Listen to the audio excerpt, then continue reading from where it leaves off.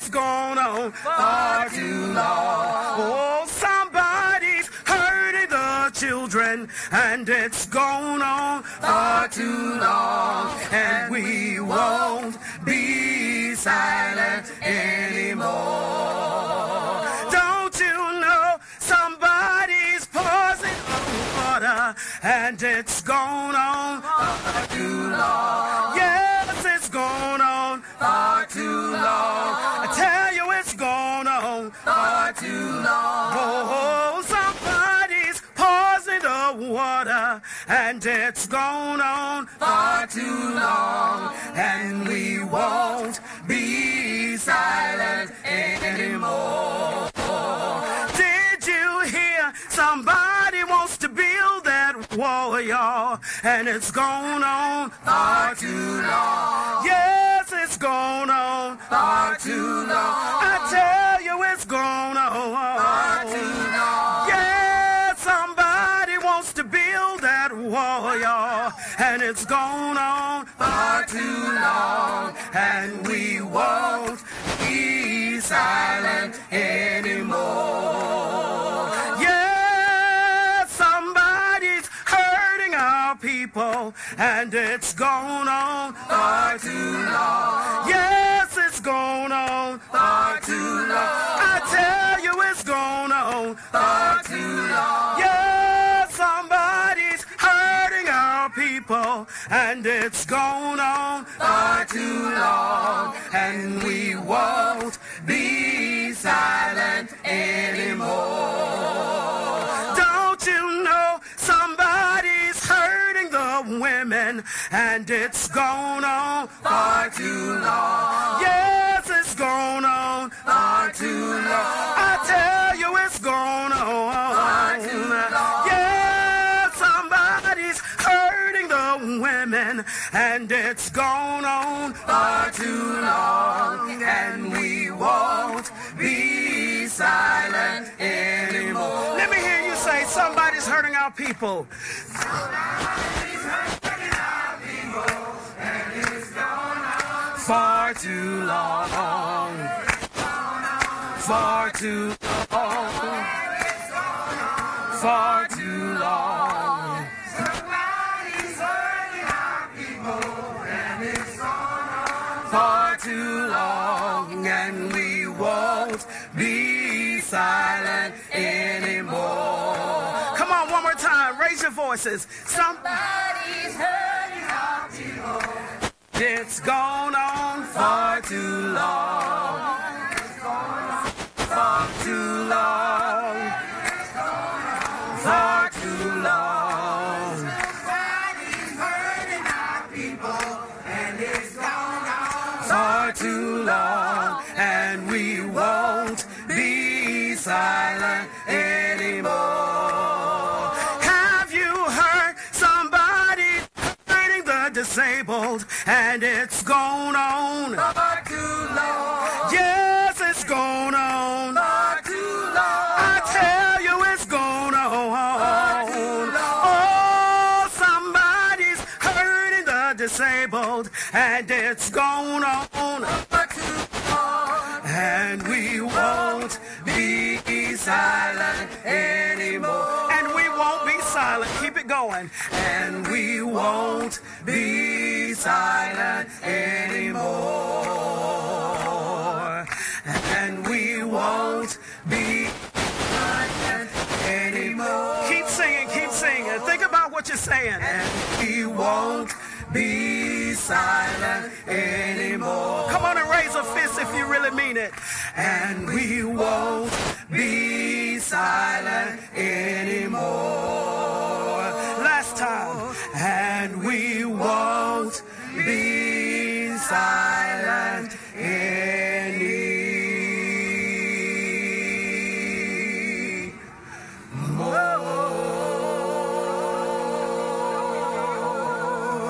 Yes. Yes.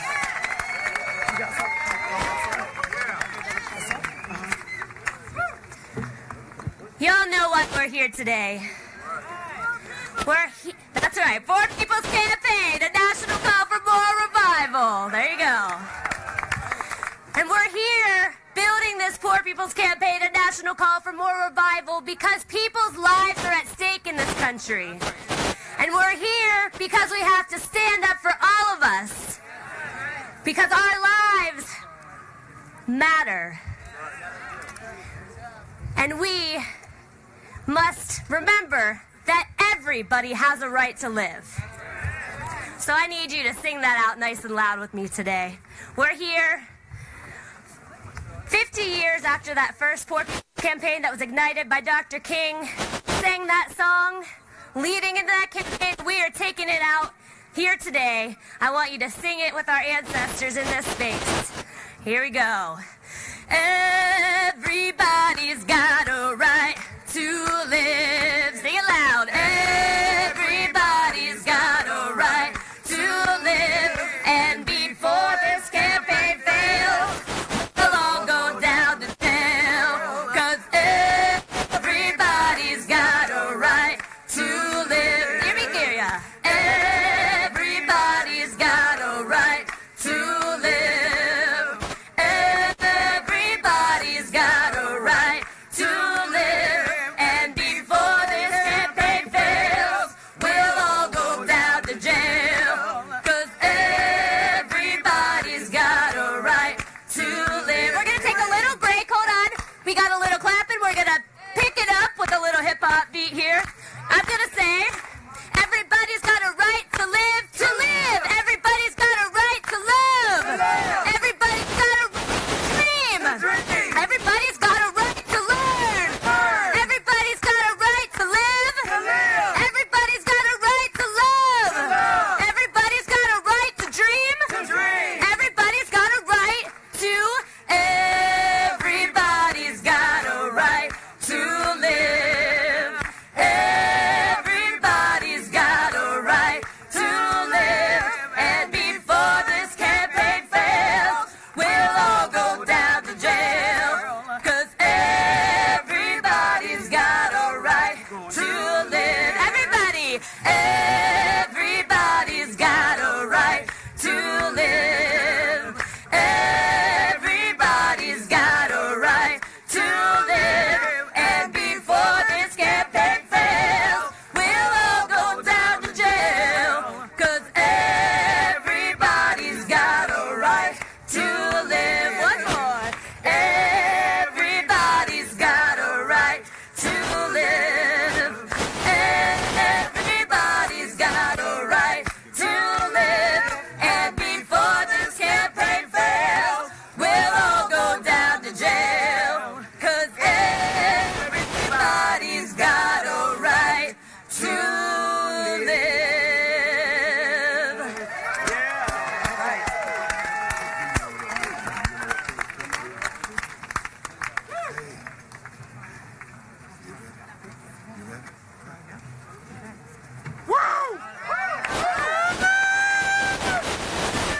Poor People's Campaign. A national call for moral revival. Poor People's Campaign. A national call for moral revival. Poor People's Campaign. A national call for moral revival. We are here to make our voices heard, to tell this nation that there are 140 million poor people living in it. We, today, in 2018, have fewer voting rights than we did 50 years ago. There are 11 million people living under the threat of detention and deportation. We have deep ecological devastation with 4 million households having poisoned lead coming out of the water in their pipes. There comes a time when silence is betrayal. There comes a time when we cannot take it anymore. There comes a time when we must march and we must speak out and we must protest and organize, because America, you're headed in the wrong direction. We are here. We are poor. We are clergy. We are strong. We are brave. We are powerful. And we are here to say, somebody hurting our people. And it has gone on for far too long. And what? We won't be silent anymore.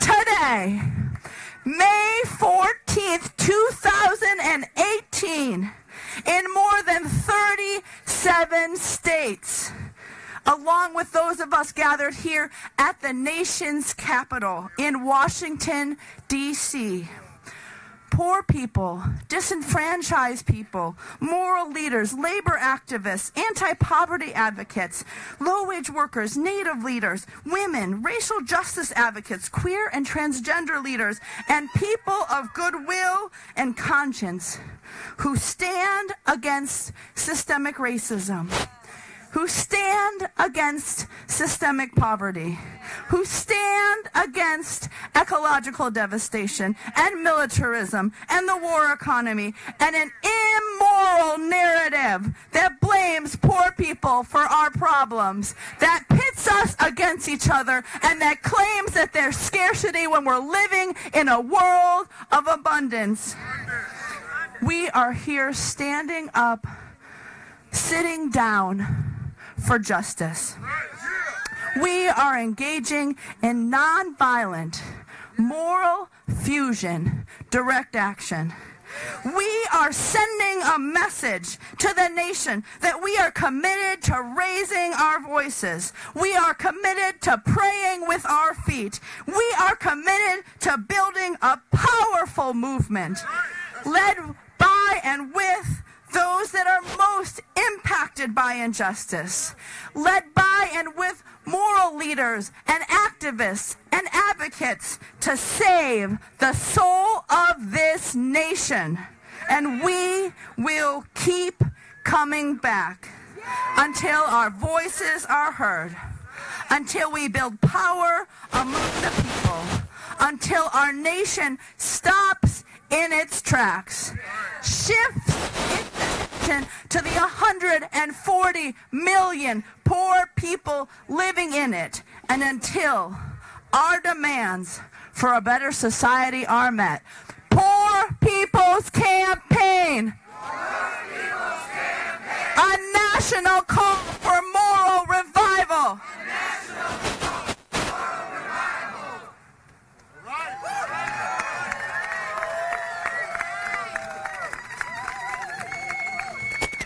There must be a revolution of values. So we have come here today,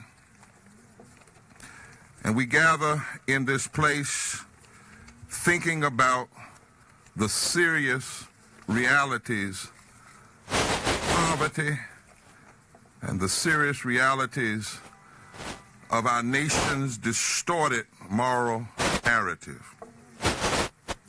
We are here for serious business. This is not merely a fellowship. It is not merely a moment to simply exercise one day, for we know that is futility. It is to launch and to birth a multi-year movement. And I'm honored today to stand here with Liz Theo Harris, the co-chair, and all of the other persons who are gathered here today. And we wanted to speak today to set the tone. I first want to ask the other clergy that will be speaking today to come and join the impacted persons because we want those that are impacted to move in close to clergy, because we will never from this podium allow anybody to speak alone. This is not about individuals. It's not about helicopter leadership. This is about, if they come for one of us, they got to come for all of us.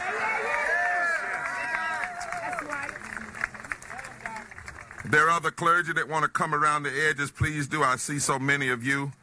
We will not be divided. We are here because when you look at the grand moral declarations, that's good. When you look at the grand moral declarations of our Constitution, which say that every piece of policy that comes out of the Congress, that comes out of our state legislatures, should ensure domestic tranquility, should establish justice, should provide for the common defense, and should promote the general welfare. We know when we look at those principles, something's wrong in America. Very wrong. When we know what Isaiah 10 says, some people say a whole lot about what God says so little, and so little about what God says so much. But there are more than 2,000 scriptures that tell us what a real moral agenda ought to be in the public square. And even as we have racists and bigots trying to present themselves as moral voices in this time, we love them, but we love them enough to challenge them. Because we know what Isaiah 10 says, woe unto those who legislate evil and rob the poor of their rights and make women and children their prey. We know that Jesus said he would judge every nation, Jim, by some principles. When I was hungry, did you feed me? Not as an individual, but as a nation. When I was hungry, did you feed me? When I was naked, did you clothe me? When I was sick, did you care for me? And when you look at the plight of poor women and poor children and poor disabled people, we are falling short of the moral demands of our Constitution and the moral demands of our deepest religious values. When corporations are treated like people and people are treated like things. When Congress people and governors get elected and state legislators get elected and the public pays their salaries and pays their pensions and pays their health care and in some places pays their house note because the president lives in public housing. And then far too many then use their elected public taxpayer jobs to deny health care, to deny living wages, to cut education, to cut housing, to refuse to pass just immigration laws, and to undermine voter protection and support voter and undermine voter suppression. When they spend more time trying to protect guns rather than protect children, and they do it in ways that hurt poor women and poor children and the disabled of every class and color and creed and demographic and sexual orientation. We need a poor people's campaign and a national call.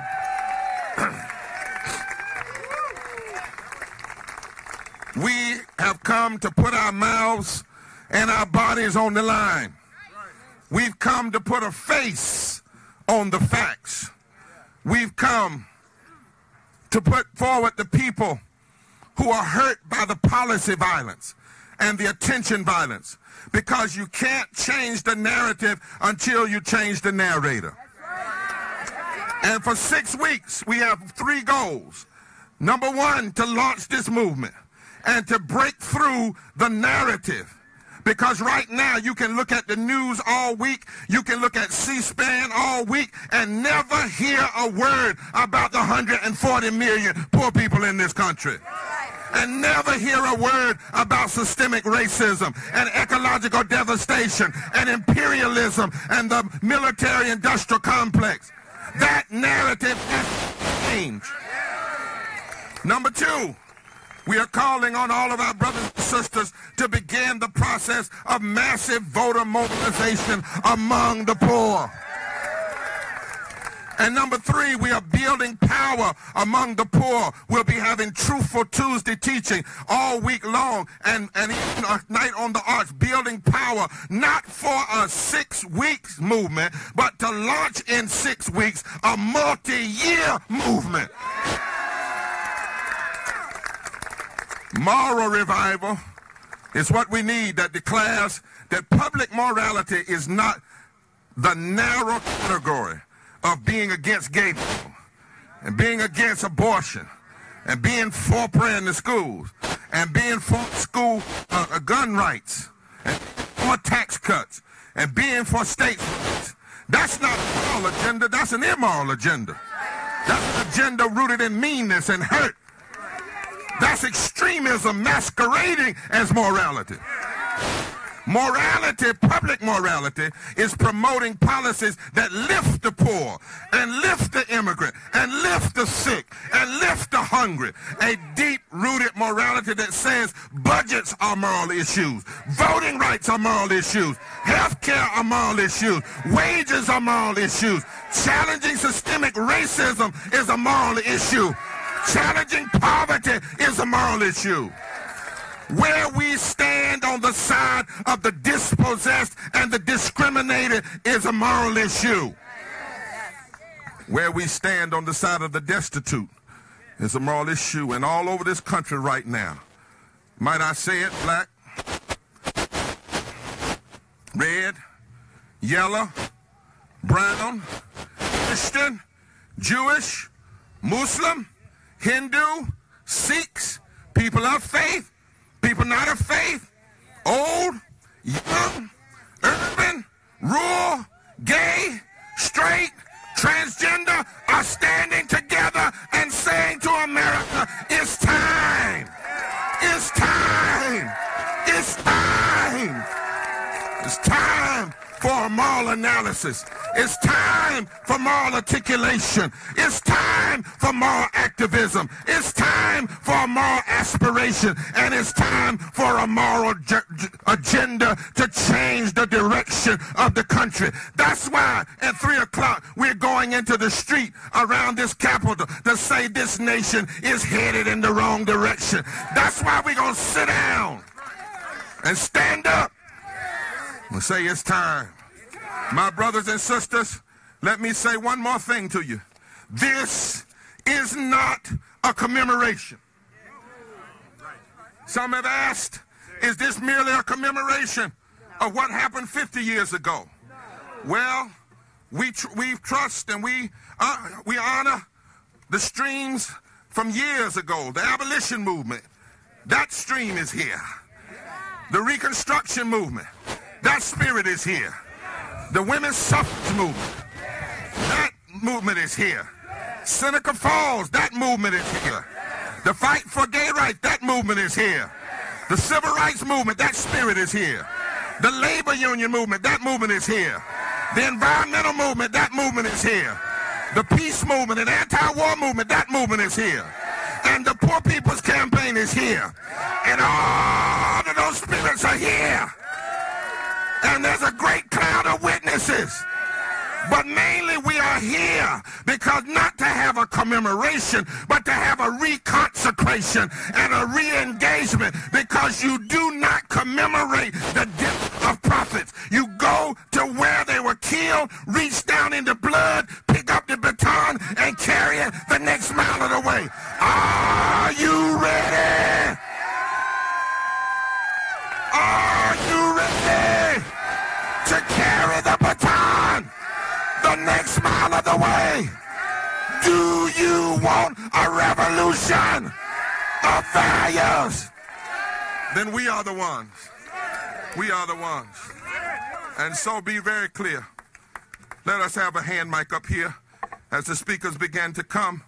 But we want to make sure, because the things we're going to repeat now, the media a lot of times never hears.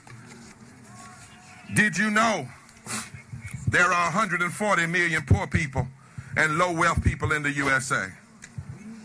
Did you know there are 73.5 million poor and low income women and girls in this country? Did you know that 62 million white people are poor and low income? Did you know that 38 million children are poor?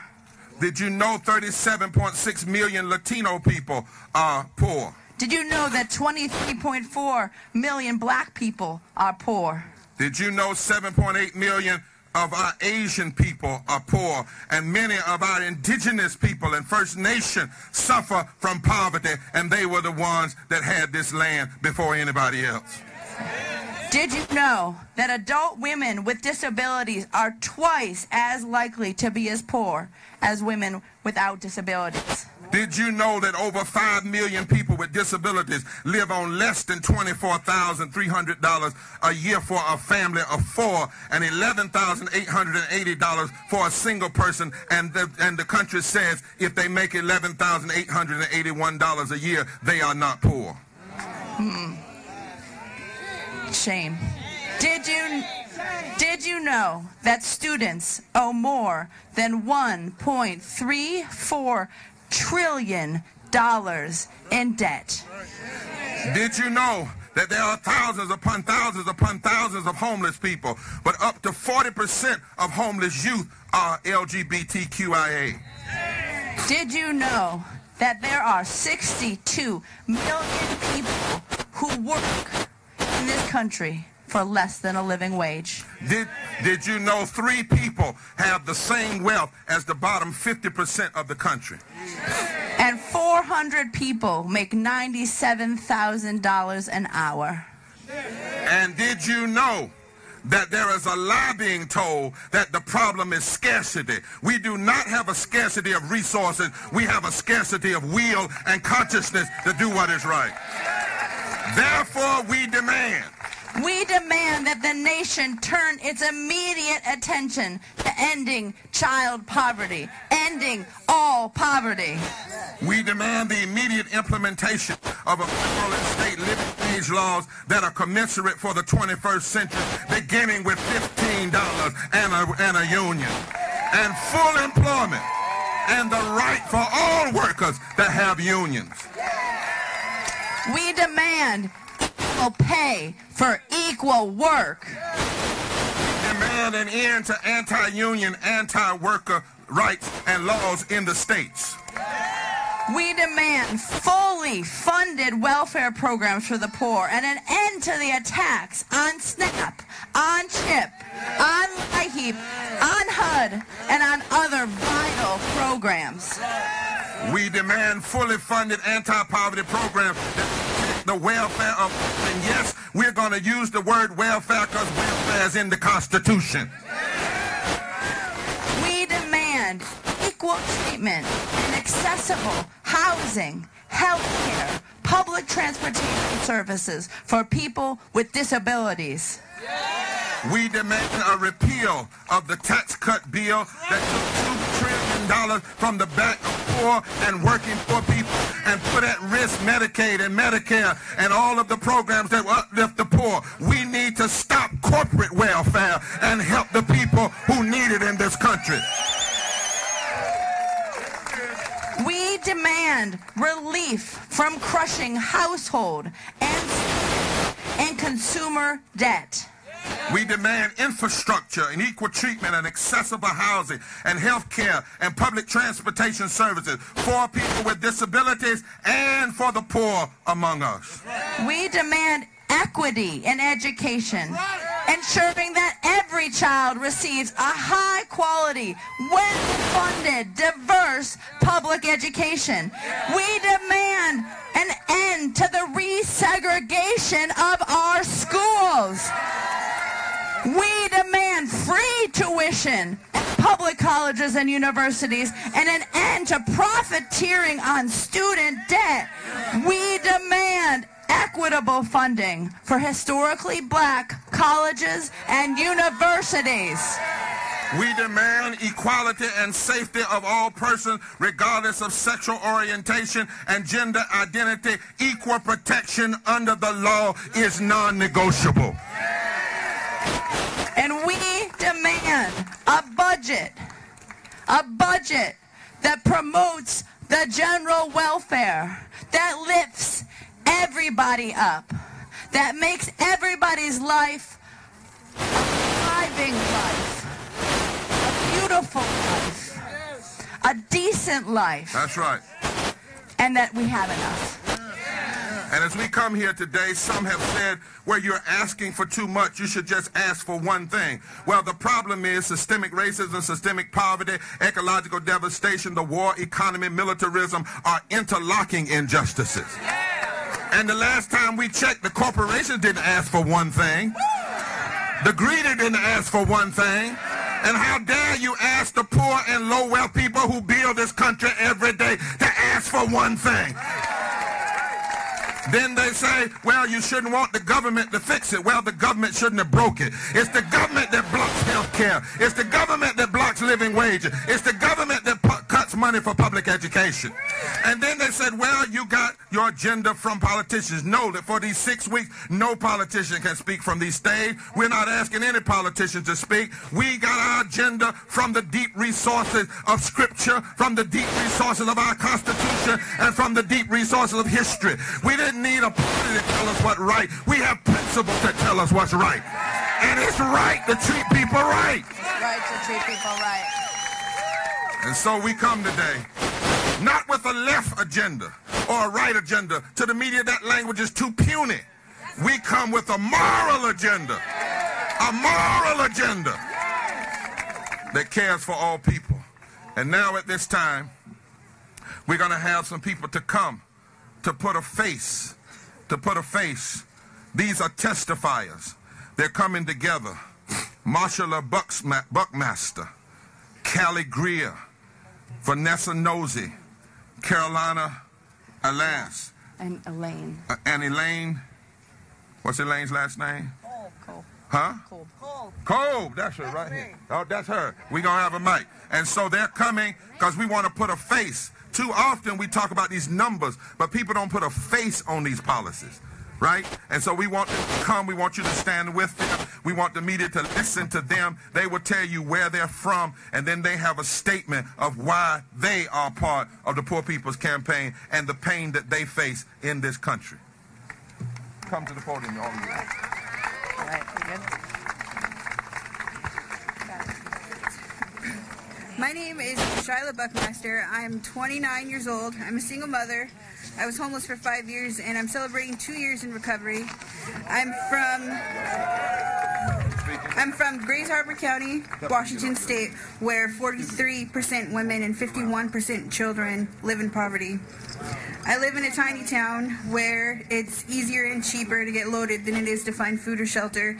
The town is so small, it only has one stoplight, but the people seem so far away from each other. The better off act like all my friends are better off dead. They act like the church where I work, where we love everyone no matter what, is a disgrace to the human race. Because we feed the homeless and addicted, they look at us as scum. I'm tired of being judged by how much money I have, or how nice my car looks. I'm not saying she's a looker, but you know what true ugliness is? Grays Harbor County puts children in jail for nonviolent, non-criminal offenses, things like skipping school or running away from home, at a higher rate than any other county in the nation. A little over a year ago, the ACLU sued our juvenile detention center for torturing a child. They're killing our children. We exported more timber than any port in the entire world. That's all gone now. The only thing they've done to replace it is build a prison, expand all the local jails. They don't need workers for the mills and the forest. They haven't anymore. Forest. They don't need us, period. We've got 1,000 people sleeping in the streets in a town of just 16,000. Some of the highest suicide and opioid overdose death rates in the state, and an average life expectancy 5 years shorter than the rest of Washington.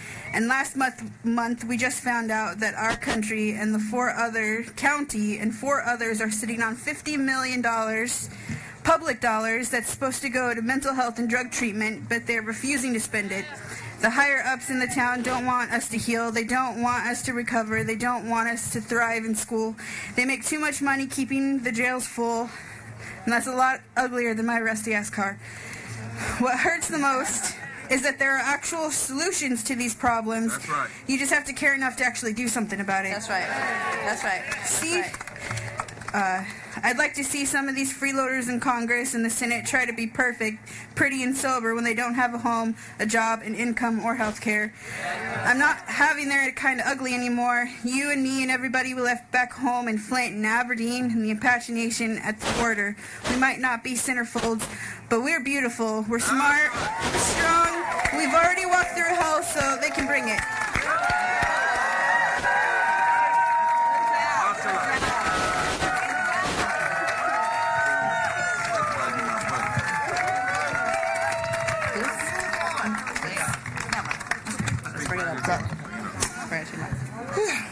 Good evening. Good evening. I'm honored to be here again with the more. Yes, sir. A little nervous. I'm honored to be here with the Poor People's Campaign, calling for a national moral revival. That's right. That's right. And I'm changing my speech a little bit today. I'll probably throw this paper away. So I'm not going to talk so much about Venus. I think I've been talking about her all day. And if you don't know her story, just ask somebody next to you. I'm sure they could tell it better than I do. And my family and I were grateful for that love that you show us. But in staying true to myself and my family, I promise not to waste my pain. So you know my testimony. So I'm here today to do more than just my testimony in this movement. I'm here today to throw more fuel on the fire of this moral movement. I'm here to stand my ground. Yeah, I said stand my ground. That's right. And push forward this movement. And before I yield the mic, I want to say a couple of things I heard that have fueled my spirit and motivated me even more. About 2 Sundays ago, I was invited to a church by Pastor Lynn Hopkins down in Alabama. And she spoke on something in my spirit when she said, Callie, don't ask God to order your steps if you ain't really willing to move. Oh! Well, I'm willing. I came all the way up here from Selma, Alabama. Are you? Yes. Yes. And a couple of weeks ago, I was in Montgomery, Alabama, at the awesome opening of E.J.I.'s memorial, lynching memorial. And I heard Reverend Dr. Barber speak about our foreparents and how they would talk about hoping somebody. Yeah, I said hoping. That's right. That's right. So I'm not mispronouncing it. Hoping somebody. Somebody. Well, this testimony I give today is going to hope somebody. It's going to hope somebody out of complacency and into compassion. It's going to hope somebody out of brokenheartedness into hopefulness. It's going to hope somebody out of madness into this movement. We're building a moral movement, and it's uniting the poor, disenfranchised, marginalized, and brokenhearted. We are here. That's right. That's right. Y'all ain't hear me. I said we are here. We are here. We are here. We are here. We're here to take action together. Yes. We're here united together. We're the unsettling force that Dr. King talked about. We are the unsettling force in our complacent nation's life. That's right. That's right. We are here. We are here. We won't waste our pain. No. And I asked Reverend Liz today, I said, Reverend Liz, what that woman name in the Bible? That woman. I'm going to strip myself naked if it's all right. That's all right. That woman in the Bible, I've been holding this for a long time. All right. That woman in the Bible that's in the streets, wailing, My God. wailing. I'm wailing because my children My God. are no more. My God. My God, Callie. I'm wailing. I'm wailing, y'all. Wailing.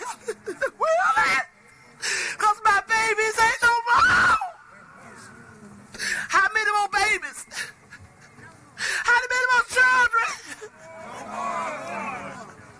Huh? Huh?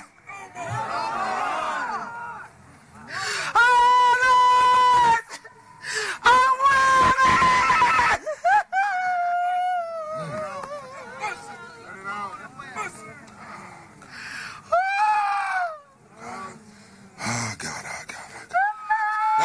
nation ought to hear. Her daughter died because Alabama refused to expand Medicaid. Her daughter died, and people are going to die because this Congress has pulled back health care. And she's here, and we need to make this nation cry. These policies are killing people and mothers.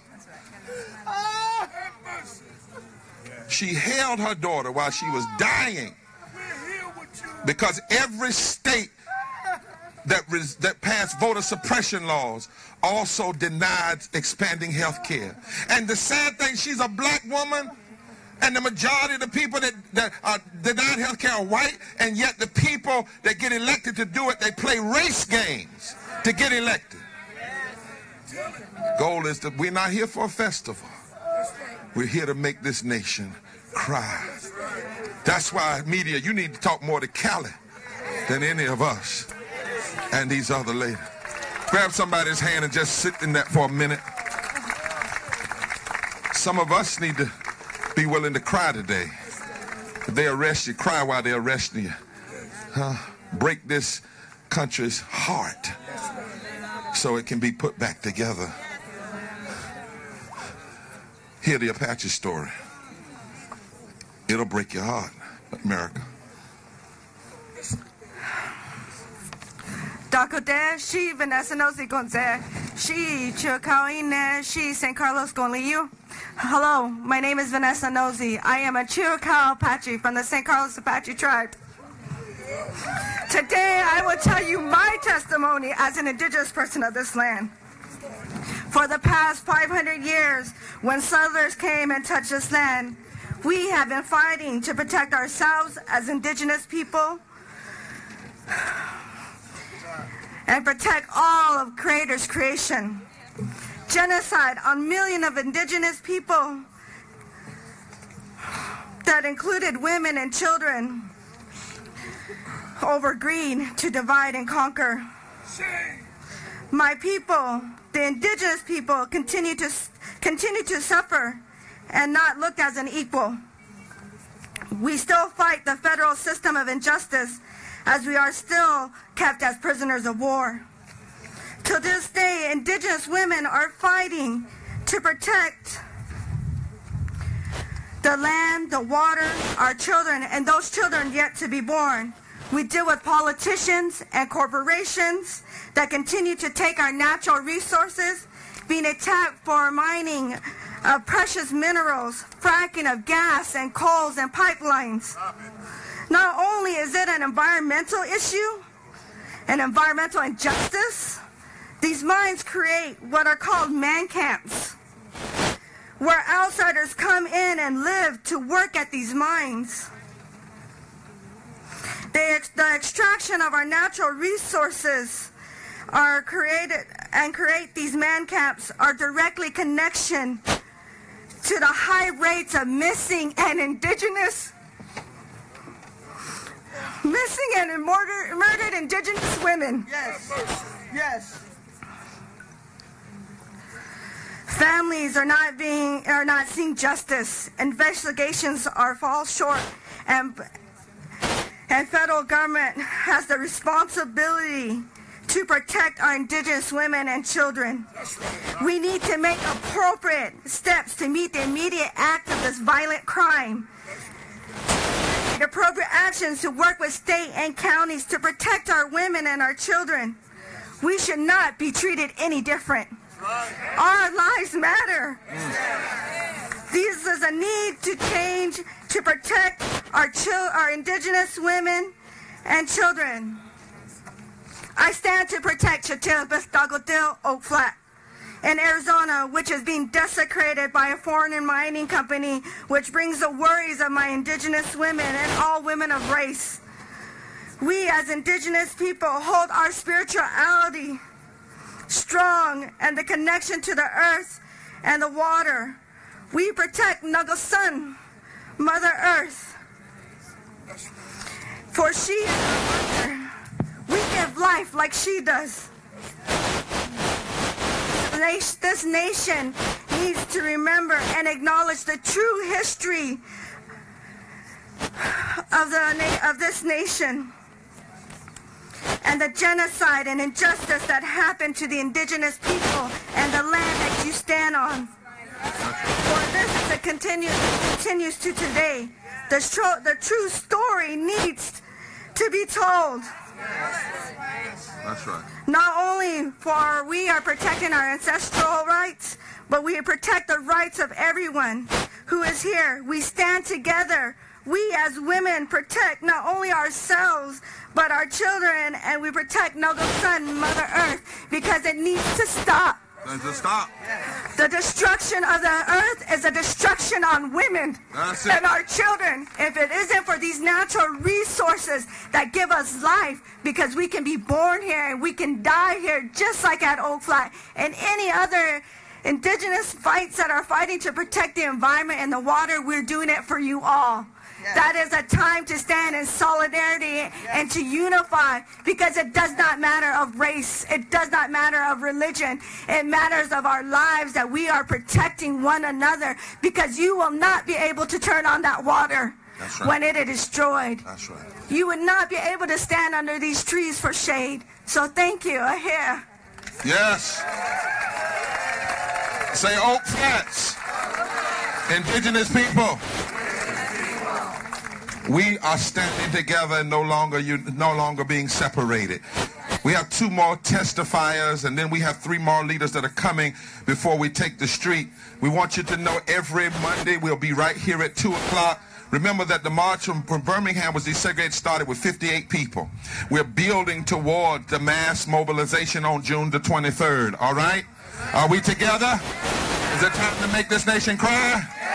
As we're standing here in the heat, think about the homeless that have to do this every day. Think about the broken that have to do this every day. Think about the people who've had to bury people because people were so cruel they would take health care but then wouldn't make sure other people had health care. We stand here. We wanted to birth this on Mother's Day because we're birthing light. We're breaking through the darkness. Come on, my dear sister. Who's next? Elaine, right here. I'm going to give you this mic. My buddy. Thank you. All right.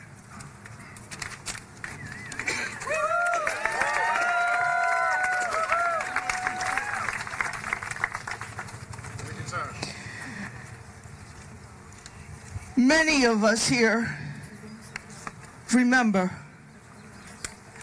we were here. We were already alive and supporting the Poor People's Campaign way back when. 50 years ago, I was kind of a feisty young college student. You know, I thought I was tough. I kind of was. But I was very moved by the Poor People's Campaign. And when I graduated from high school in '67, I gave a speech against the Vietnam War. Now, this wasn't a popular position.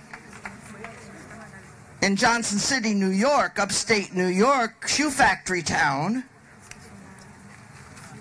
But I knew it was wrong. So then there was the Poor People's Campaign, and then, oh my goodness, '68. Whew. Those of you who lived through it, how many remember that 60, that was quite a year, right? Oh my goodness gracious. I won't even go through all of it because I only have 2 minutes. Shortly after Martin Luther King was assassinated, I realized that I'm lesbian. So, we didn't say so back then, by the way. But I couldn't keep it quiet. I was determined and I wanted to be authentic. So I came out publicly as a lesbian before a lot of people did that. And boy, I tell you, it was not easy. And we paid the price. But the truth is worth it. The truth is worth it. Now, we're here today because of that. Because people are hungry for the truth. And the truth is that people with disabilities are now included and we are here. We are the largest minority. That's right. We are the largest minority. And let me tell you, if you look at a lifespan experience, it's a majority experience. Don't be afraid. Don't be afraid. Disabilitophobia is a horrible thing. The fear of disability is why so many of our people get killed. That's right. That's right. Teach us. That's why so many of our people get killed. We have a day of mourning every year for people with disabilities that are murdered by their caregivers, often their families. And what does society say? Oh, well, it was a mercy killing. No. No. No. No. Every life is a blessing. I was literally stabbed in the back 40 years ago. That's how I got my physical disability. But you know what? Even that was a blessing, because whatever happens, if you look for the blessing, you will find it. So now look up ADAPT, ADAPT.org, ADAPT.org. I've been arrested 24 times with ADAPT. We are supporting the Disability Integration Act, and we want it to be made official that people with disabilities get to live in the community. Stop the mass incarceration of people with disabilities in nursing homes. We want to live in freedom. Yeah.